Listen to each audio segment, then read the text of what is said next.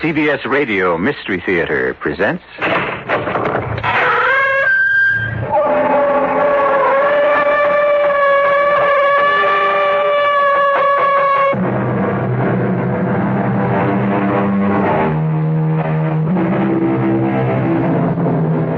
Come in. Welcome. I'm E.G. Marshall. Someone said to me the other day, "You know, E.G., you talk a lot about imagination." At first I thought he might be right, but the more I thought about it, the more it seemed to me he was wrong. As far as I can see, there isn't a more powerful force in the world than imagination. After all, I made a career with mine, in films, TV, on the stage, imagining myself to be all sorts of characters. And you, well, you derive much pleasure from yours when you become the hero or heroine of the stories I bring you. As tonight, each woman will become Dora, and each man Charles Daring, caught up in circumstances which, well, listen. That clock. What, Dora? What? Oh, that clock, Charlie. It's going to drive me up the wall. Oh, come on now. It's only a clock. Grandfather clock. It never stops, day and night. It goes on and on like his heart.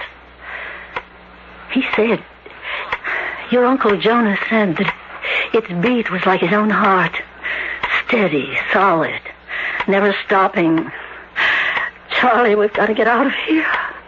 We've got to leave this awful place. I know, but where can we go, Dora? Where? We're trapped.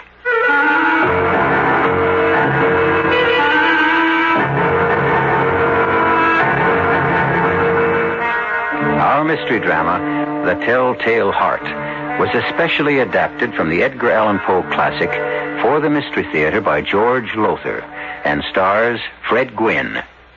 It is sponsored in part by Buick Motor Division and Sign-Off, the sinus medicines. I'll be back shortly with Act One.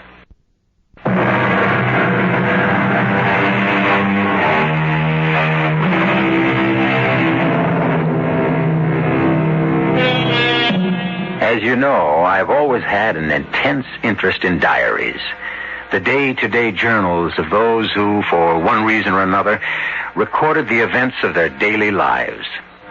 This strange tale I bring you now is remarkable not only for the horror it records, but also because it was written by a patient in a state asylum for the criminal insane. A man named Charles Daring, who on a day not long ago wrote... True. I am nervous. I've always been nervous, but why do they say I am mad? My sick nerves had sharpened my senses. Not destroyed them or dulled them. Why, take my sense of hearing. Acute. My ears have all been sharp. So, nervous, yes. Mad, no. Judge for yourself. Listen to how calmly I can tell you the whole story of what happened. Beginning with the day I arrived at Uncle Jonas's farm with my dear wife, Dora, and my daughter, Ruth. Well, we're here. I didn't think the old bus would make it. Charlie, are you all right? Yeah. You're trembling. I'm okay. I'm okay. Take one of your pills anyway. I'm okay. I said, Dora, I'm okay. I'm sorry. Guess I am a bit keyed up. Long, tiring trip. Near 14 hours. Worrying the car was going to break down, but I'm all right now. We're here. Looks lonely, Daddy. Real lonely. Oh, Ruthie. It's a roof over our heads till things get better. Hello there. Hello. Here at last, I see. I thought you'd never get here. Of course, you're little Charlie Daring, my nephew. All grown up now, though, huh? Hello, Uncle Jonas. Gosh, it's good to see you. And this beautiful young woman is your wife, Dora, huh?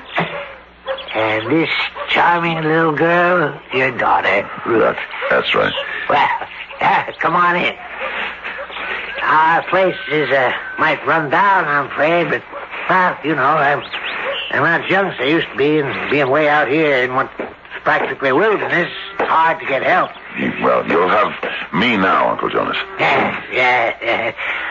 Only, are you up to working, Charlie? You said in your letter you were sick.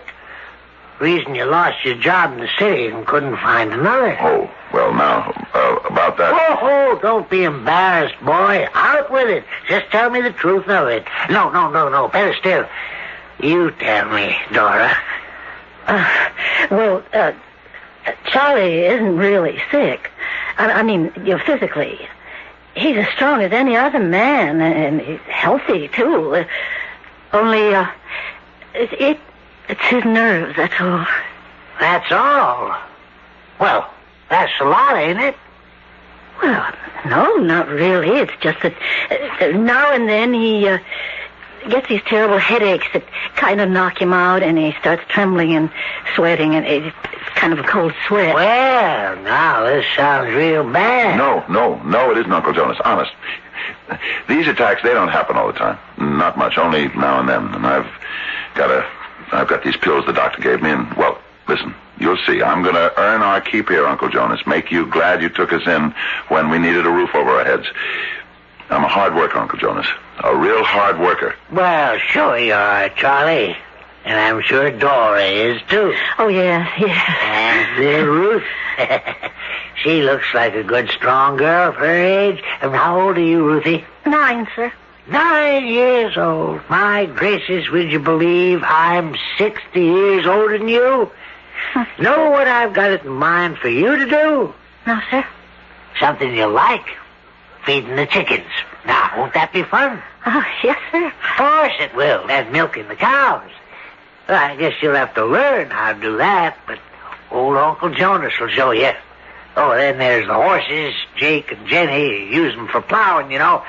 You'll want to take care of them, feed them, clean their stalls, change their hay. Excuse me, Uncle Jonas. Yes, Charlie, yes? Ruth is a healthy girl, all right, strong for her age and all, but, well, all those chores, I think they might be just a bit too much for her. Oh, no, not at all. You're good, Charlie. Make a woman of her. Well, look, suppose I milk the cows. But you'll be out in the fields by that time, plowing, seeding, cultivating, getting the crops in and all like that. Oh, yeah. Well, I see. Dora will be so busy in the house, you know, cooking, washing, housework and such. Well, she won't have time for that, so... Oh, no. I got it all figured out, Charlie. You just leave it to me. Well, say now, the way you look, maybe you didn't mean it when you said you meant to work for your keep. Now, time for bed, so I better show you to your room. Bed? But the sun's only just gone down behind the mountain. Yeah, that's right. It gets dark fast this time of year. See, Charlie, I don't like to waste kerosene keeping lamps going all night. But, Uncle... We get up with the chickens, we go to bed with the chickens, Dora. I was only going to say that we haven't eaten anything since noontime. Oh, hungry are you? Well, yes. Well, let's see what I can scare up in the kitchen. Not much right now, I'm afraid. An old man like me don't eat very much. Kind of get out of the habit.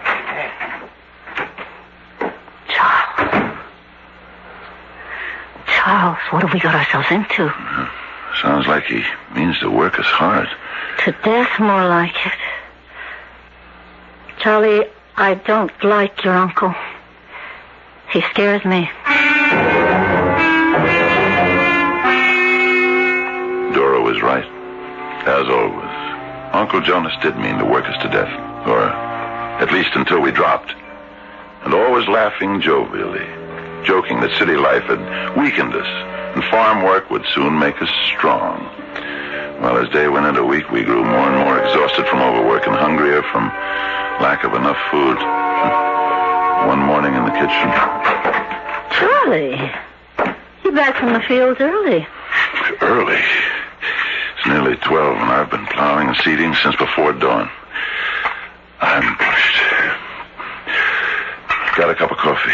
I'll see if there's any left in the pot.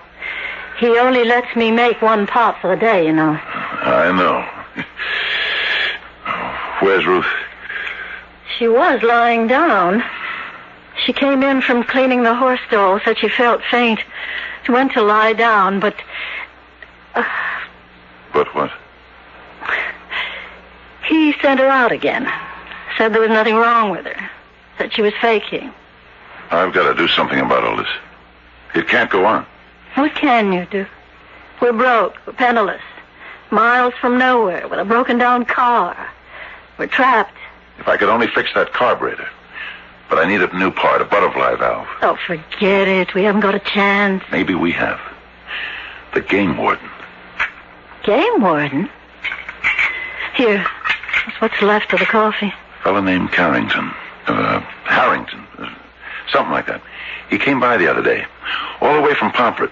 Stopped to talk for just a minute. Said he makes it out this way about once a month or so, and if he could get that part for me in Pomfret. Well, now, what's this in the kitchen instead of in the fields, drinking coffee at this hour, Charlie?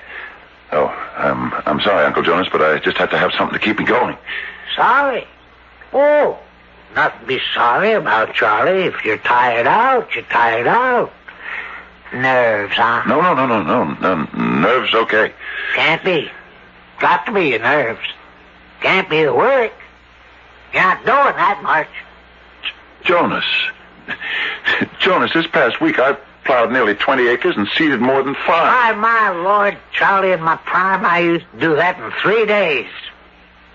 Now, I'll tell you, Charlie, I wanted you to get started on the Lowell field this afternoon, but if you're all tuckered out, you can't pull your weight around here. No, Jonas, I can do it. I don't want to force you to something, Charlie. I can do it, Jonas. Well, that's good. Good. Now, you go on out and work that field till 1 o'clock, and then we'll all sit down and have a good midday feed. Yeah, sure, Jonas. Sure. A good midday feed? Is that what you said, Uncle Jonas? When are you gonna stop calling me Uncle? Makes me feel old for a pretty young heifer like you to call me Uncle. Much too old. Oh, please. If you don't mind. Now, what have I done? I just put my hands on your shoulders. And where I'd really like to put them. Don't you ever do that again. Well, now, if I'd known you were going to take it like that, I wouldn't have. And I won't, Dora. Never again. Never again, that is, until you ask me.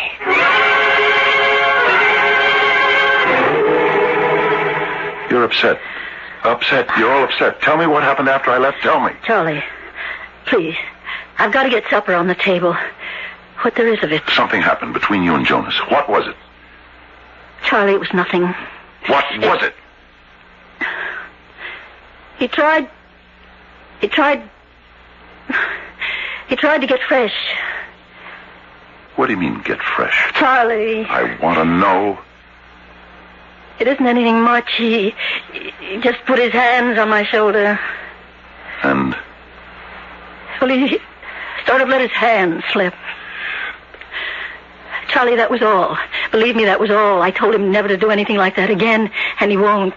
Charlie, believe me, he won't. Oh, he won't. I'll see to that. Where is he? Charlie. Where is he? Charlie, I think he's in that room he keeps closed, the one he uses for an office.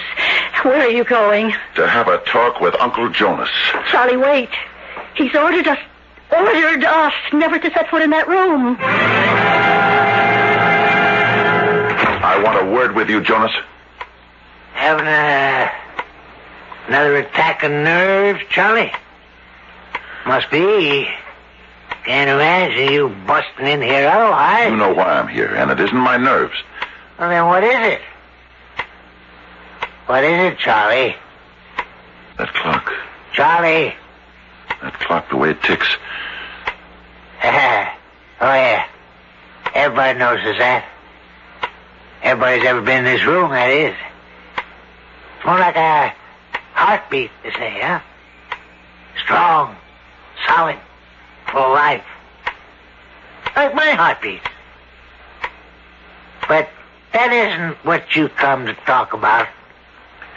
You insulted my wife today. Insulted? You made advances, put your hands on her. And that was an insult? What do you call it? Well, a compliment to her beauty, her female attraction. You dirty-minded, hypocritical... Charlie! Dora, what? Ruthie. And for a reason I didn't understand then, as I looked at Dora holding Ruth, my dead daughter, in her arms, I was aware only of the ticking of the clock.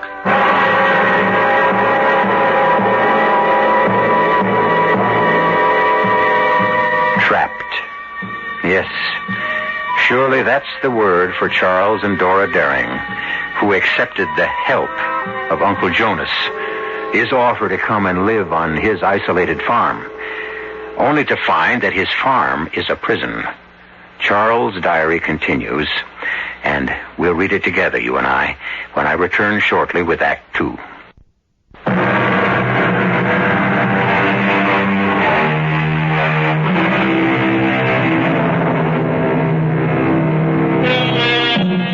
Dead. Only a word with little significance, really, unless spoken for the first time about someone you love. He is dead. She is dead. Then it hits you, the full impact of the word's terrible meaning. What do you do in that awful moment? How do you react? Some burst into tears, others are numbed into a silence. Whatever the emotion, it is deep and very personal, as was Charles Daring's. Perhaps even a curious reaction, born of his nervous condition, for he writes in the diary, and for a reason I didn't understand then, as I looked at Dora holding Ruth, my dead daughter, in her arms, I was aware only of the ticking of the clock. That huge grandfather clock in the room my uncle called his office. It grew louder and louder, filling, saturating the room with its beat. The beat that my uncle said was like the beat of his heart. Slow, steady, solid. And then, through the beating, as if from far off, I heard Dora's voice. Dead. She's dead, Charlie. Our little girl. No, Dora, you're mistaken. Here, let me take her in my arms. Ruthie. This is Daddy. Can you hear me, dear? Ruthie. Kid's dead. Anybody can see that. Shh, no, can't be. Charlie, dear. Give her to me. Let me take her. Yes. Put her on the bed in our room. Let her rest. Let her...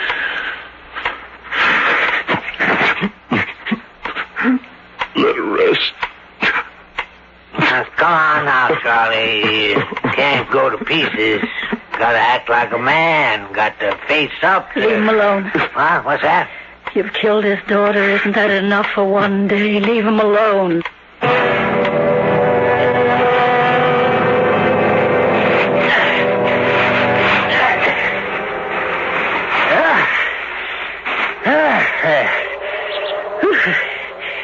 The grave's filled in at last. We better get back to the house.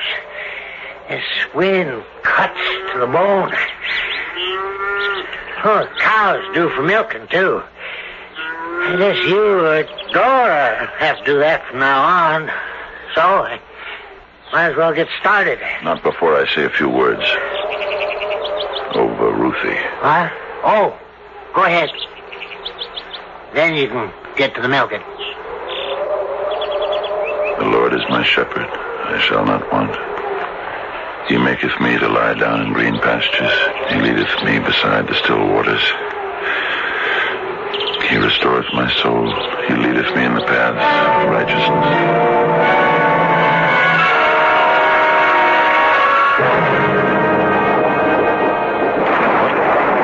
What? Dora. Wake up. I'm not asleep. Listen. It's only the storm, dear. No, not the storm. Listen. To what, dear? The clock. The grandfather clock in Jonas's office. I don't hear it. I never have, Charlie. I hear it. You can't. His office is downstairs at the other end of the house. He keeps the door closed. You're imagining. No, I can hear it. My ears, you know how sensitive they are. Darling, try to sleep. Can't. Keep thinking of Ruthie. Our little Ruthie lying out there alone in the ground, the rain beating down, the cold rain. Try not. And the clock beating like his heart, beating. While hers lies still. Will never beat again. I can't bear it. Darling, I'll get you a pill for your nerves. Don't leave me, don't. The bottle's down in the kitchen. Only a minute. I'll be right back. Only a minute. Oh, I started you, girl. Well, I didn't expect to find you in the kitchen this late. A glass of warm milk to help me sleep. There's a little left. You'd like some? No, I just came down to get Charlie's pills. Oh, glad you did. Yeah, long time since I've seen a woman in her nightgown. I thought the bottle was on the shelf. You might as well stop looking for them pills. What do you mean? I threw them away. Charlie's pills? He don't need them. He only thinks he does. Are you out of your mind? They're all that keep him from going completely to pieces. No, don't believe it. A lot of nonsense. Doctor's nonsense. You didn't throw them away. Where are they? No, I threw them away, all right. Then you must want him to break down completely. That's it, isn't it? I've known all along what you were up to, but I wouldn't admit it to myself. Now I know. Oh, and you tell me. Stay away from me. Don't you touch me, I swear. If you do, I'll tell all I know. Huh? Tell who? Who's there to tell? Get your hands off. Tell who? Huh? Tell who? Only one around is Charlie. I'll get to town. Somehow I'll get to town. I'll tell the police. You meant to kill Charlie. Work, starve him to death, so you could be alone with me. Have me. Like I've got you. You filthy rotten swine. Oh. Swine. You beasts. Stop him. He's killing me. Charlie. Charlie, no. I'll kill him. Charlie, no.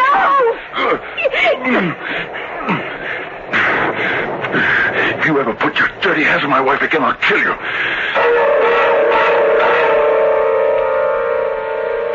There was no sleep for us that night, Dora and me. And by the time dawn showed beyond the mountains, we'd come to a decision. Too late to save our beloved daughter, but in time to save ourselves. If I could somehow manage to fix the car. So, after the usual skimpy breakfast, a piece of unbuttered bread and a cup of weak coffee. What's all this? Charlie, what you up to? Getting Dora and me out of here, that's what I'm up to. Oh, now, come on. Hold on, Charlie. Hold on. Let's talk this over. There's nothing to talk over. I don't think I knew what I was doing, Charlie. I really don't think so. Well, you did it, and it wasn't the first time. I know. Starving us to death, working us to death. You killed Ruthie, you did. No. Charlie, you got to forgive me for what I've done without meaning to. You work us and starve us. I thought it was best for you. But I was wrong. And I admit it.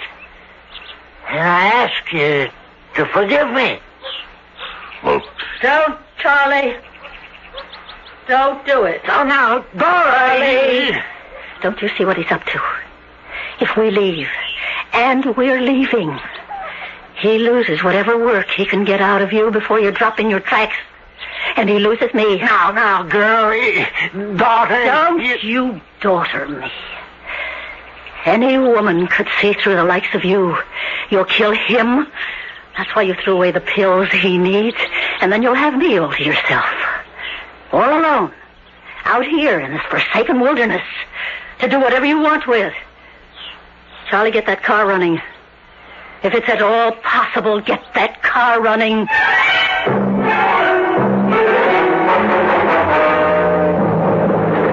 How far have we come, Charlie? Only 6, near 7 miles. That leaves about 25 to Pomfret. If we get over this mountain. Dora. What? I keep wondering, when we get to Pomfret, what do we do? I mean, where will we stay? How will we eat? We can stay in the car for a day or two if we have to. And my suitcase is full of food. Full? I took every scrap of food I could lay my hands on. Good for you. Oh, no. What? Charlie, what? We're cooked, honey. Just plain cooked. What? The butterfly valve. I knew it wouldn't last the trip. But you fixed it once. Yeah, and for the last time. It can't be fixed again. Now, what do we do? We start walking. 25 miles through the mountains. 25 miles. We can't go back. We got to, honey. I'm in no condition to make it 25 miles to Pomfret. You are. You can. You've got to. If we go back, it's death for you. And for me. We can't go back.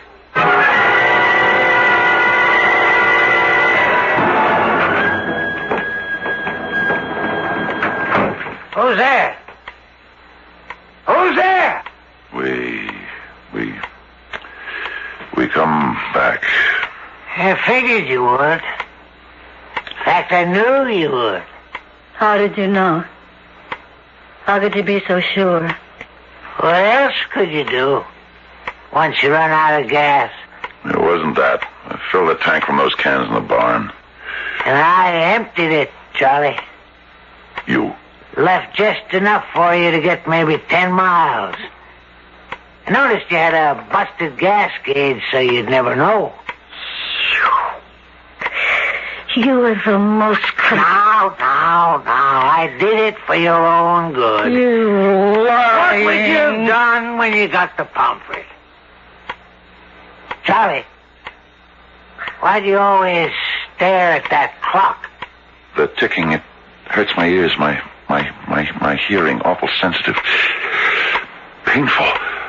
Listen, I'm sorry about what happened before you left. We're going to change all that. We're going to be friends. Try to be, anyhow. Here, let's have a drink on it. A toast to the future. Our future together. After you, my dear. And Charlie, a glass for you. Although, maybe before you drink it, but now, only if you won't mind, Charlie, you won't, will you? Mind what, Uncle Jonas? Milking the cows, feeding the chickens before night comes on. No, I don't mind. And now, daughter, a toast to us and our future together.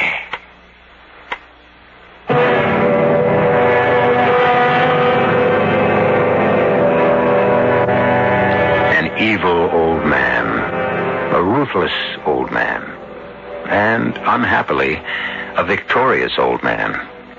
What lies ahead now for Dora and Charles Daring? I know because I read Charles' diary. You will know shortly when I return for Act 3.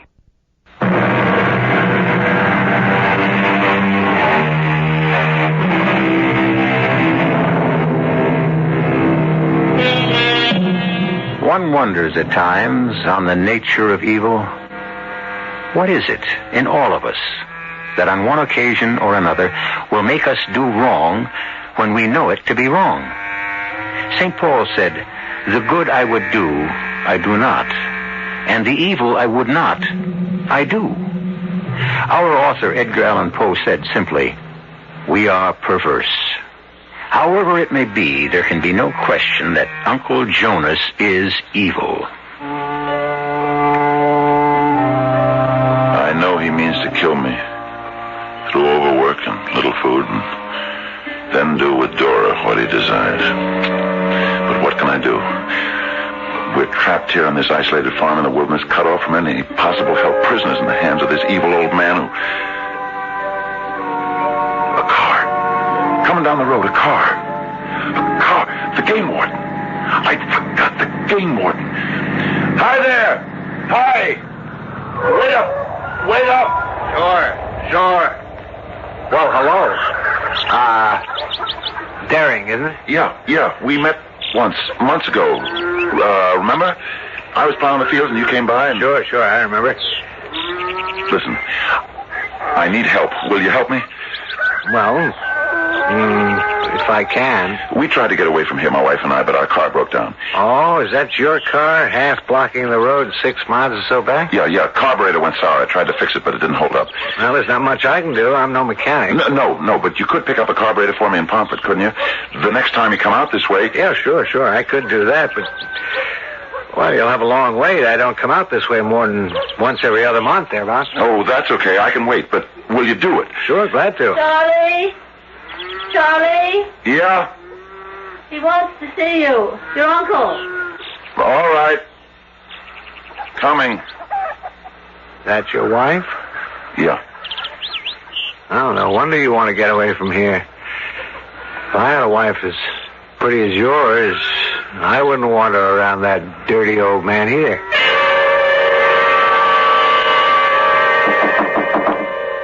Come in. Well, where you been? I told Dora I wanted to see you 10 minutes ago. I was working in the barn. Working? You working? Look at me, damn it. Not at that clock. Always looking at that clock. Look at me when I talk to you. Yeah. I got to thinking. It's a waste of time, you trepsing back and forth from the fields to the house, from the barn to the house.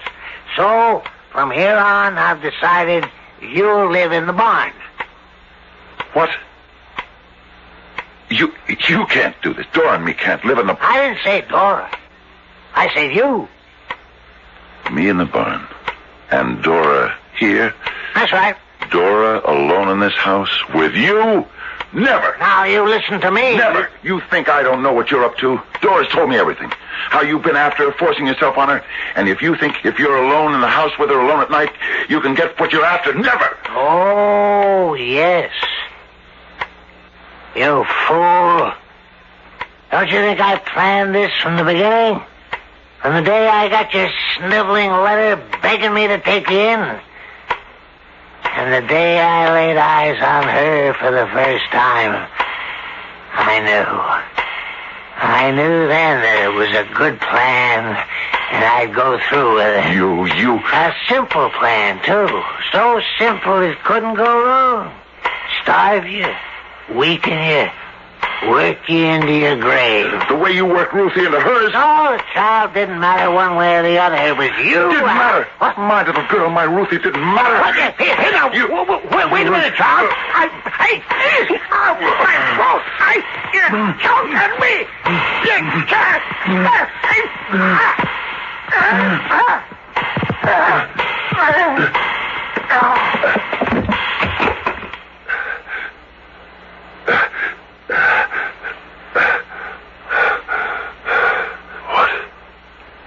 What? There's something. The clock. Stopped. Strange. Why so suddenly stopped? His heart. He said it was like the beating of his heart. It stopped. Would that mean... on the floor. Jonas, on the floor. Oh, my God. Oh. Yes. Oh. I killed him. Oh, God, I killed him. In my rage, I killed him. I am a murderer. I realized that I must do something to hide the body. But what? What? Where to hide it? If I tried to get out of the house into the barn, Dora might see me doing it. A chance I couldn't take. If I dragged it down the cellar, there was the risk she'd hear me. Where could I hide? And then my eyes, as they had so often done before, my eyes went to the clock. The clock that had stopped the very instant his heart stopped. A big clock, 6 feet tall and 2 feet wide. Was it possible that I might... If I could stand him up in that space, the clock hiding him, for a time, only for a time, to let me think what I might do afterwards. Yes, that is what I did. And just in time, I just stood his body against the wall and pushed the clock back into place, hiding it when... Yes? Mrs. Daring, of course? Yes. I'm Game Warden Carrington. I'd like to talk to your husband. Oh, well, he's with his uncle just now. Could you wait? Well, I'm afraid not. I want to get back to Pomfret before nightfall. Uh-huh. Is it important? It is to your husband. Well, Uncle Jonas gets angry when... Well, follow me. Thank you. What is it? I'm sorry to interrupt.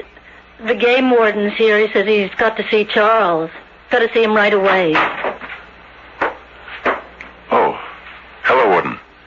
See about that carburetor, Daring. Oh? Look, I don't like talking to you. You peering through a door open to crack. Could I come in? No. Uncle Jonas doesn't allow anyone... No, that's all right. Come in. Where's Uncle Jonas? He went down to the barn. Be back in a little while. Oh.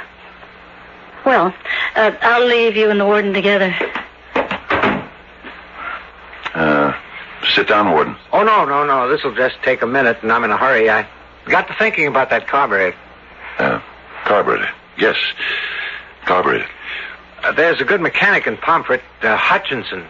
He could maybe rebuild it for you, save you some money. Oh, well... you all right, Daring? Yes, only... Well, what is it? Why do you keep looking at that clock? It isn't going. Of course it isn't. Well, you can see that. The pendulum has stopped. Yes, and yet... about the carburetor... Well, I was going to suggest... But I want your permission first. Suggest I take the carburetor out of the car on my way back to Pomfret, you know? Yes, do that. Well, the trouble is, I haven't got the tools. Tools? Yes. Are you listening to me?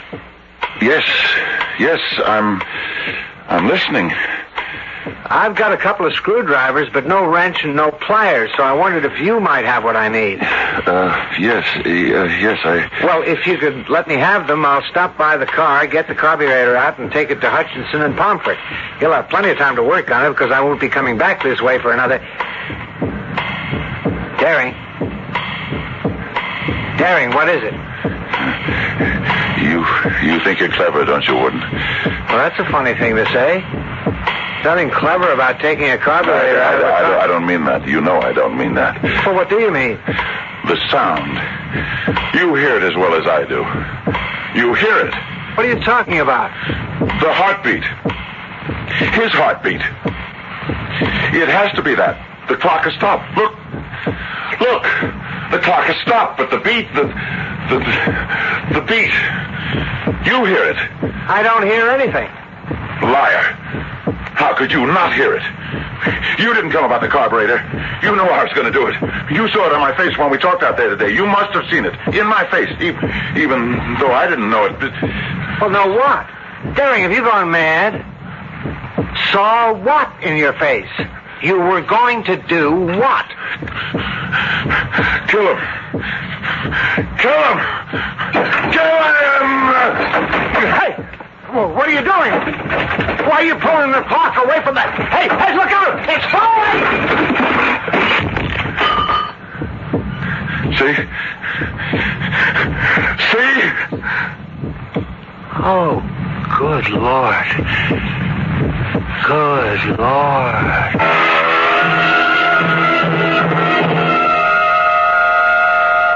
Charles, dear? You've come, Dora. Sit down, dearest, and give me a moment. I just want to adjust the escape mechanism on this clock. There. All fixed? All fixed. Yeah, and they said it couldn't be done. If it can be done, you're the man to do it. Dr. Leonardo says you're a genius when it comes to fixing clocks. Goodness, you fixed just about every one in this whole... In the asylum. I know what it is, Dora, dear. I just don't know why I'm here. No matter, sweetheart. So long as you're happy. Oh, very, very. And you? I'm fine. And Ruthie? Little Ruthie. How's she? She couldn't be better, Charles. She sends her love. Give mine to her. Oh, dear. What, Charles? This escape mechanism. Still not working the way it should. If you'll excuse me, Dora.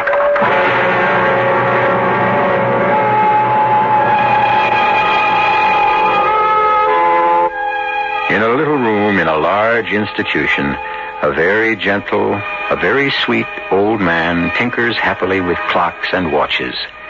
And an old lady, a very old but very attractive old lady, visits him weekly. He lives in another world, she in this. Small matter. Both are happy. I'll be back shortly.